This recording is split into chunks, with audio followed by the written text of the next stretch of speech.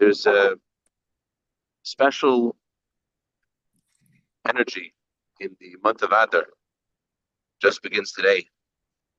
Talmud says that if you have a court case with a Gentile, you should go to court specifically in the month of Adar. The Jewish people have extraordinary mazel, very good fortune in this month. And the question that Talmud always asks is, what do you mean we have extraordinary mazel? When do we believe in mazel? Believe in some kind of other force besides Hashem governing our fate?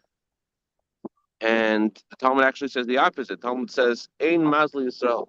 That the Jewish people do not have a mazel. As Rashi explains, it is our ma'asim tevim, it's our good deeds that predict our future. And so the short answer is this. When the Talmud says, Ein mazel Yisrael, the word ein, which means there is no, also means that which is not. That which is not in the regular realm of existence. That which is beyond the limitations of time and space, of nature, of all levels, of all worlds. What is beyond it all, that is our mazel.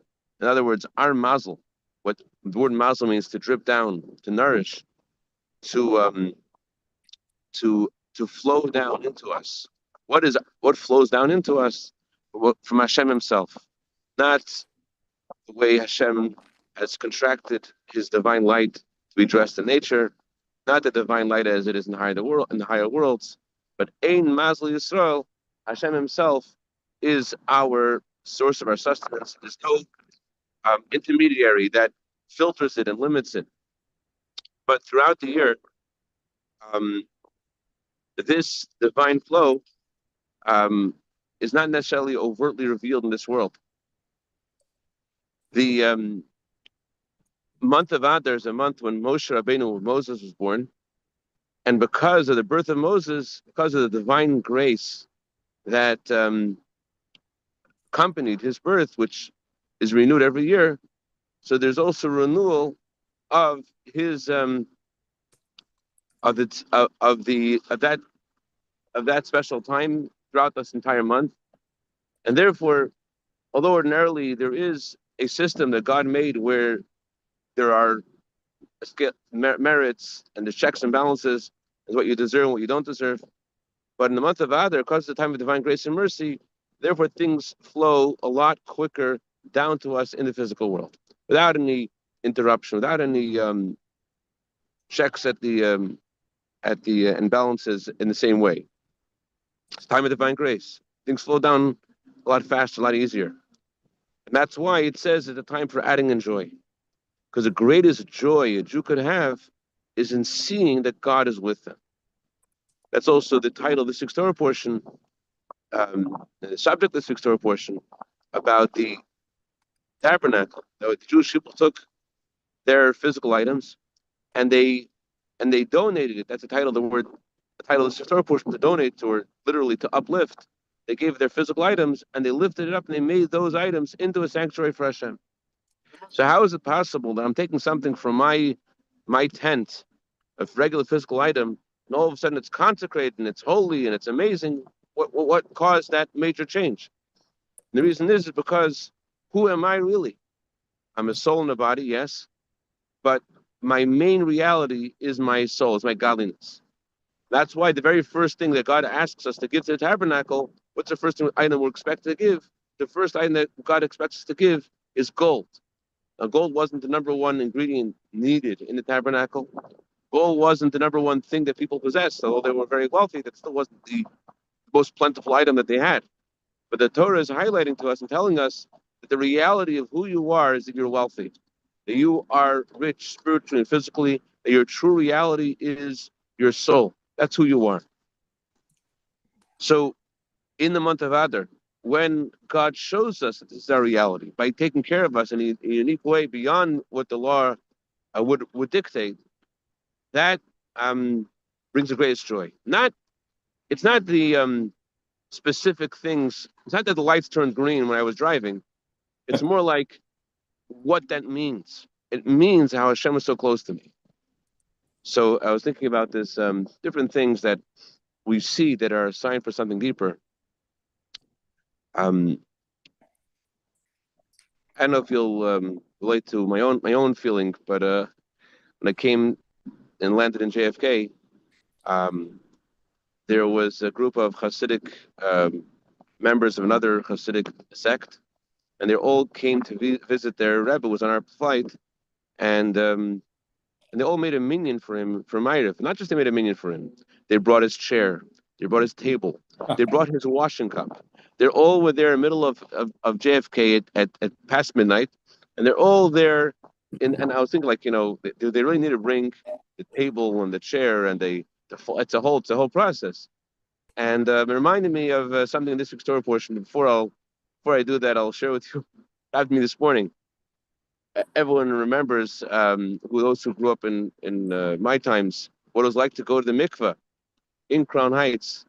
You got a mikveh that was used 4 or 5 times before you got to see it, and Baruch Hashem this morning uniquely now Crown Heights mikvehs are a lot more comfortable, but I had to rush to another mikveh which more of an unpredictable one. I got to use a okay. Um, uh, I won't continue with the details. Um, it reminded me of something deeper. It reminded me of what it means to come and visit the Rebbe. Believe it or not, someone else had poured rubber duckies into the mikveh, and I'm sure that reminded other people of other things. Moving right along, where I'm going is this. This week's Torah portion talks about how when the Jewish people were going to construct the tabernacle, a major ingredient that was needed was actually prepared centuries before. Um, they had they needed to use these big planks of wood. I don't know the measurements, but not just big planks of wood. We're talking about huge. Talking about tons. We're talking about hold on a second. We're talking about bringing along things that weigh tons and tons and tons. And where did this wood come from? So Rabbi Tanchuma says that Yaakov Avinu had brought them with him to Egypt. Interestingly, the Talmud also says that the one who planted these this wood was Avram Avinu. And when Yaakov went to Egypt, he went back to Beersheba to get the cedars that his father had planted, and then he took them with him to Egypt. They were there for centuries in Egypt, and now when they left Egypt, they took with them all of those cedars that had been planted by Avram there for centuries. And the question is, as the Turizav says, they could have found wood elsewhere. There wasn't the only place that there was wood. Why did they have to plant it so many years before? And why was it necessary to heave it? The logistics are incredible. And I don't know how many people were involved, but it must have been crazy. And the answer is this: growing up in Egypt, you're told that you're Jewish and that there's a promise of redemption. You're told that although your father's father's father was born in slavery, but the redemption is at hand and you're going to be redeemed. It's a little bit of a it's a little bit difficult for someone who's used to the exile for so many years to expect that things are all of a sudden going to change. And that would but this would happen when they got to Egypt and they were enslaved. They looked every time they passed by those cedars. They're like, we know what those are about. Our grandfather, he said that we should bring them with us when we leave Egypt, because those are about the tabernacle that God's going to ask us to build.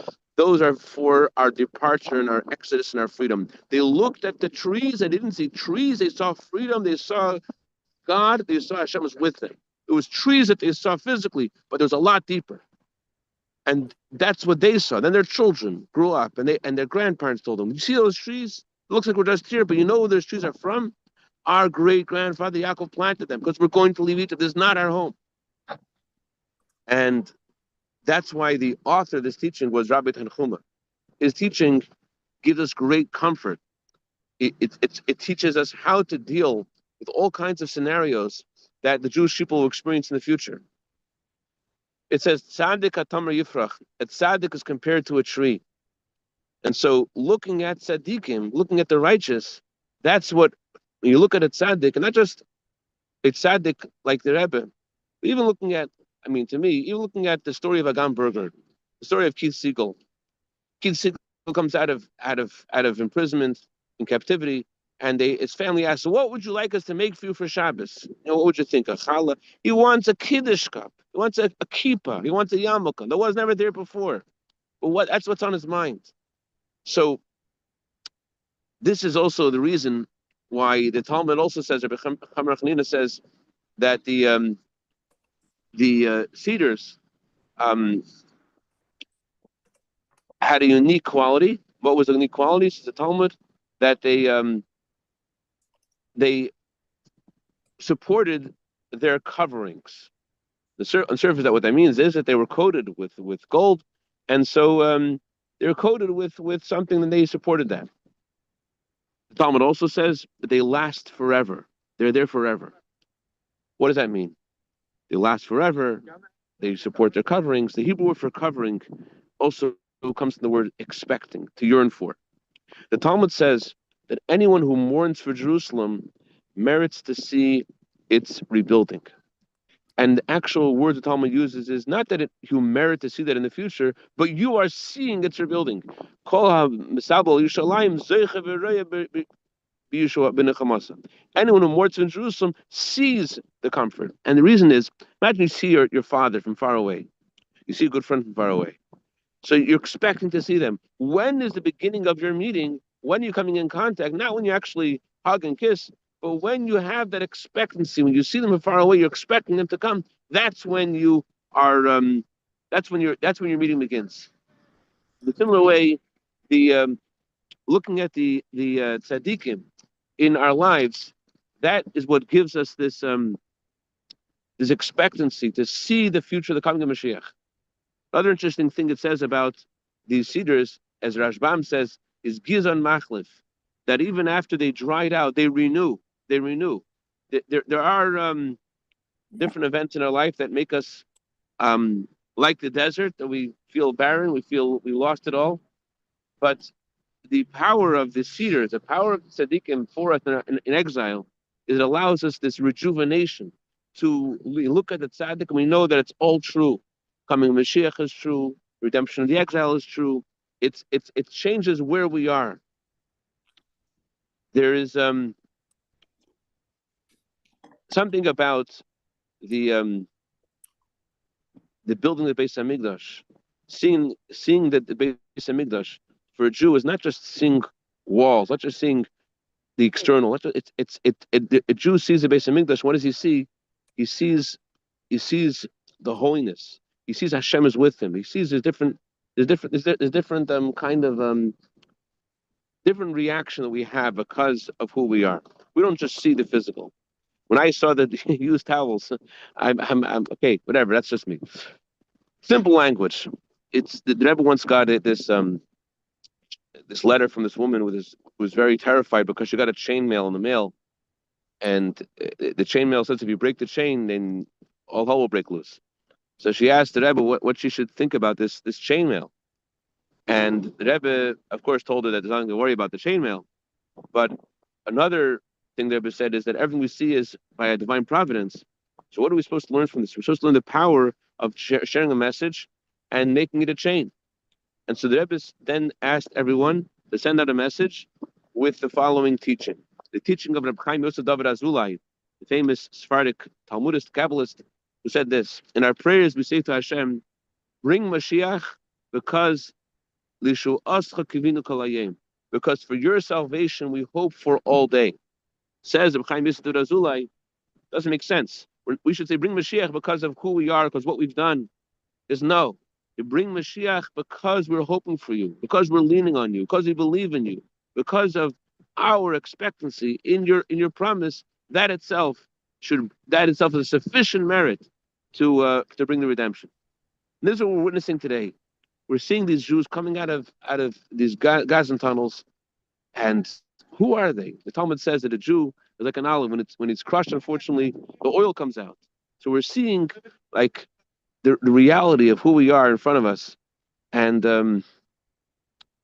we got to strengthen our emunah in Hashem. We got to keep our eyes focused not on the social media, not in the news.